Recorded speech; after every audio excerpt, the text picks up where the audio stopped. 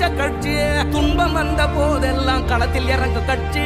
எதிரி நுழை சண்டெல்லாம் அடைச்சு வச்ச கட்சி. திராவிட முன்னேற்ற கழகம் அது எல்லாருக்கும் ஒன்னான குடும்பம்.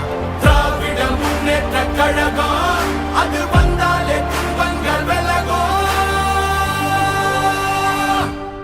எந்த சாவார்ந்தாலும் எங்களை ஆள முடியாது. இது தமிழ்நாடு.